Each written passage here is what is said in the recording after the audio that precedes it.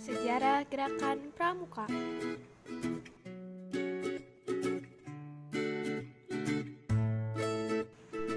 Halo kakak-kakak, bagaimana kabarnya? Semoga dalam keadaan sehat walafiat.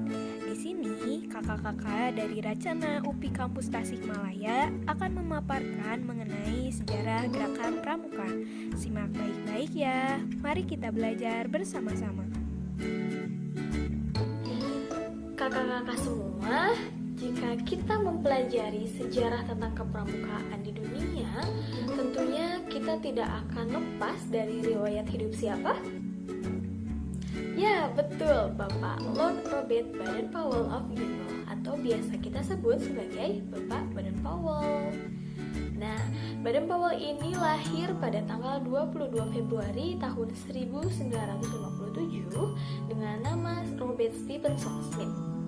Ayahnya bernama Powell, seorang profesor geometri di Universitas Oxford yang meninggal dunia sejak Stephenson kecil.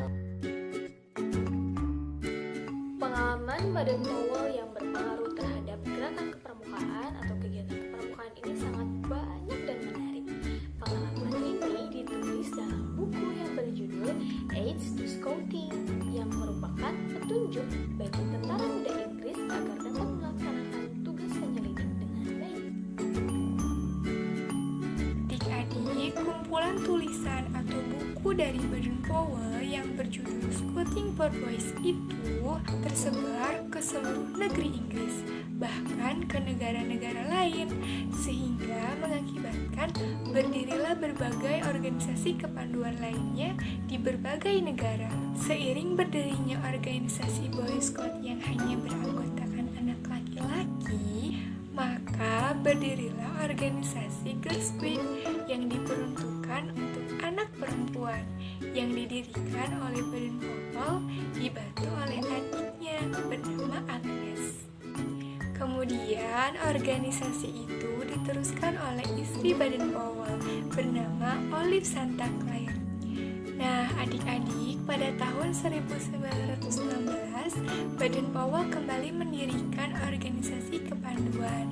Kali ini, organisasi tersebut diperuntukkan untuk anak-anak berusia 7 sampai dengan 10 tahun, bernama Cub atau Anak Serigala. Dengan buku The Jungle Book karya Rudyard Kipling sebagai pedoman kegiatannya.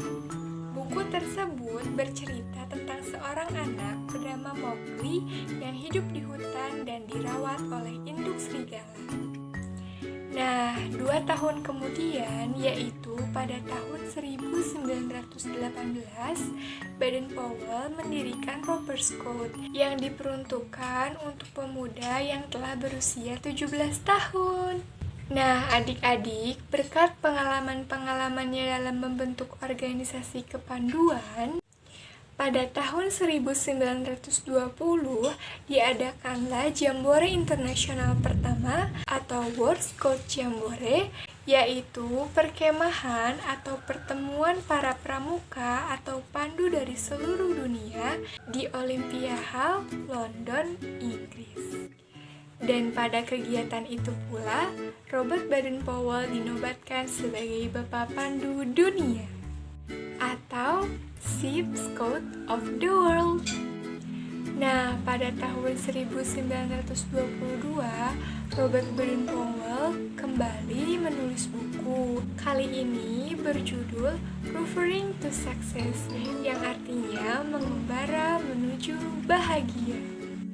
Buku ini menggambarkan seorang pemuda yang harus mengayuh sampannya sampai menuju ke pulau bahagia.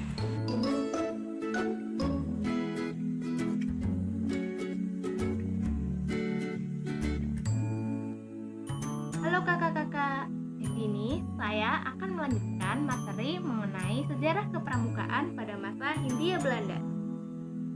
Pada masa Hindia Belanda ini diawali pada tahun 1912, di mana berdiri sebuah organisasi yang biasa disebut dengan NPO atau Netherlands Witwinders Organisasi. Nah, organisasi NPO ini pada tahun 1916 berganti nama menjadi NIPV. atau biasa disebut dengan Nederland Indische Pathfinders Vereniging. Pada tahun 1916 juga berdiri sebuah organisasi kepramukaan Indonesia yang biasa disebut dengan JPO atau Javanese Pathfinders Organisasi. Nah, kemudian pada tahun 1920 adanya Pathfinders Muhammadiyah yang berganti nama menjadi Hizbul Waton atau HW. Nasional Pathfinders ini yang didirikan oleh Budi Utomo. Kemudian juga Syarikat Islam mendirikan sebuah organisasi yang kemudian diberi nama Syarikat Islam Afdelina yang kemudian berganti nama menjadi Syarikat Islam Afdeling Pandu dan biasa disebut dengan SIAP atau SIAP. Nah, National Islamic Pathfinders atau NATIPY didirikan oleh Young Islamization Band atau biasa disebut YIB dan Indonesia National Pathfinders Organisasi atau INPO yang didirikan oleh pemuda Indonesia. Selanjutnya, pada tahun 1928, tepatnya tanggal 23 Mei, terbentuklah PAPI, yaitu Persaudaraan Antara Pandu Indonesia, yang merupakan federasi dari pandu kebangsaan NPO, SIAP, dan yang lainnya. Kemudian pada tahun 1930, berdirilah Kepanduan Bangsa Indonesia atau KBI, yang dirintis oleh tokoh dari Jong Java. Nah, pada tahun 1928 sampai 1935 bermuncullah gerakan kepramukaan Indonesia, baik bernafas secara utama maupun bernafas secara agama. Pada bulan April, tepatnya tahun 1938, PAPI ini kemudian berganti menjadi Badan Pusat Persaudaraan Kepanduan Indonesia atau secara singkatnya BPPKI. Nah, pada tanggal 19 sampai 23 Juli, tepatnya tahun 1941, BPPKI ini atau Badan Pusat Persaudaraan Kepanduan Indonesia merencanakan All Indonesia Jambore yang kemudian disepakati dan diganti menjadi Perkemahan Kepanduan Indonesia OMM dan disingkat Partino.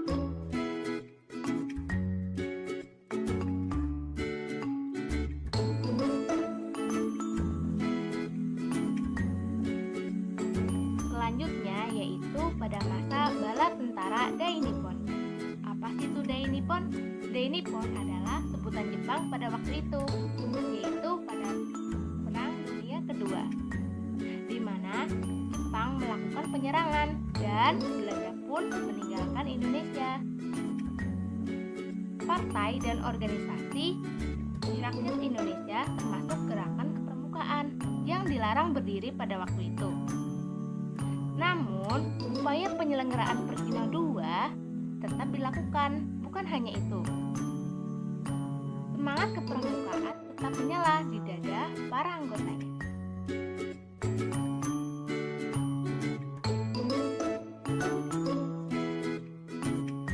Sejarah gerakan pramuka terdapat beberapa masa. Sebelum ke masa yang terakhir, kita sebutkan kembali yuk masa sebelumnya yang telah dijelaskan. Nah, yang pertama ada masa Hindia Belanda. Yang kedua ada masa bala tentara Dai Nippon. Nah, yang terakhir yaitu yang ketiga ada masa Republik Indonesia. Nah, bagaimana sejarah pramuka pada masa Republik Indonesia? Yuk kita cari tahu. Sejarah gerakan pramuka pada masa Republik Indonesia diawali sebulan setelah proklamasi kemerdekaan Republik Indonesia. Para tokoh kepramukaan berkumpul di Yogyakarta dan membentuk Panitia Kesatuan Kepanduan Indonesia. Nah, selanjutnya pada tanggal 27 sampai 29 Desember 1945 diadakan Kongres Kepramukaan yang diberi nama Kongres Kesatuan Kepanduan Indonesia di Surakarta. Kongres ini menghasilkan suatu perkumpulan yang disebut Pandu Rakyat Indonesia. Perkumpulan ini didukung oleh beberapa pimpinan dan tokoh serta dikuatkan dengan janji ikatan sakti, sehingga pemerintah Republik Indonesia mengakui perkumpulan ini merupakan satu-satunya organisasi kepramukaan yang ditetapkan dengan keputusan Menteri Pendidikan, Pengajaran dan Kebudayaan nomor 93 bagian A pada tanggal 1 Februari 1947. Setelah diresmikannya Pandu Rakyat Indonesia sebagai satu-satunya organisasi kepramukaan di Indonesia, tahun-tahun selanjutnya sangat sulit dilalui oleh para Pandu Rakyat Indonesia. Bahkan pada peringatan kemerdekaan Republik Indonesia pada tanggal 17 Agustus 1948 saat dilaksanakannya api unggun di halaman Gedung Pegangsaan Timur nomor 56 Jakarta, senjata Belanda mengancam para Pandu Rakyat Indonesia. Pada saat itu gugurlah satu Pandu Rakyat Indonesia, yaitu Suprapto. Beliau gugur sebagai pandu, sebagai prajurit yang membuktikan cintanya kepada negara, bangsa, dan tanah air. Hal ini menyebabkan daerah kekuasaan Belanda dilarang berdiri Pandu Rakyat Indonesia. Keadaan ini mendorong terbentuknya perkumpulan-perkumpulan lain seperti Kepanduan Putra Indonesia atau KPI, Pandu Putri Indonesia atau PPI, serta Kepanduan Indonesia Muda atau KIM. Setelah masa-masa sulit yang dialami oleh para Pandu Rakyat Indonesia, berakhirlah sudah perjuangan bersenjata untuk mempertahankan kemerdekaan Republik Indonesia. Pada saat itu, Pandu Rakyat Indonesia memutuskan untuk menyelenggarakan Kongres Kepramukaan kedua di Yogyakarta pada tanggal 20 sampai 22 Januari 1950. Pada kongres ini menghasilkan sebuah keputusan bahwa Pandu Rakyat Indonesia bukan lagi satu-satunya organisasi kepramukaan di Indonesia. Hal ini ditetapkan oleh Keputusan Menteri Pendidikan, Pengajaran Kebudayaan nomor 2344/K pada tanggal 6 September 1951. Setelah keputusan Menteri Pendidikan, Pengajaran dan Kebudayaan dikeluarkan pada tanggal 16 September 1951, terbentuklah suatu ikatan kepramukaan yang diberi nama Ikatan Pandu Indonesia atau IPINDO sebagai suatu federasi. Pada tahun 1953, Ikatan Pandu Indonesia atau IPINDO berhasil menjadi anggota kepramukaan sedunia. Sehingga pada peringatan kemerdekaan Republik Indonesia yang ke-10, IPINDO menyelenggarakan Jambore Nasional di Ragunan, Pasar Minggu, Jakarta pada tanggal 10 sampai 20 Agustus 1955. IPINDO juga menyelenggarakan seminar kepramukaan di Tugu, Bogor pada bulan Januari 1957. Nah, selanjutnya Departemen Pendidikan, Pengajaran dan Kebudayaan pada bulan November 1948 mengadakan seminar kepramukaan dengan topik nasionalisasi kepramukaan. Ikatan Pandu Indonesia atau IPINDO merupakan federasi bagi keanggotaan kepramukaan putra. IPINDO telah menyelenggarakan Jambore Nasional di Ragunan, Pasar Minggu, Jakarta sebagai kegiatan kepramukaan untuk putra.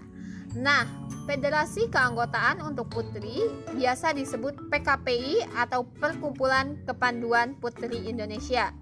Pada tahun 1959, PKPI menyelenggarakan perkemahan besar untuk putri yang disebut Desa Semanggi yang bertempat di Ciputat. Pada tahun 1959 juga, Ikatan Pandu Indonesia mengirimkan kontingennya untuk mengikuti Jambore Sedunia di MT Makiling, Filipina. Nah, itulah masa-masa sejarah gerakan pramuka di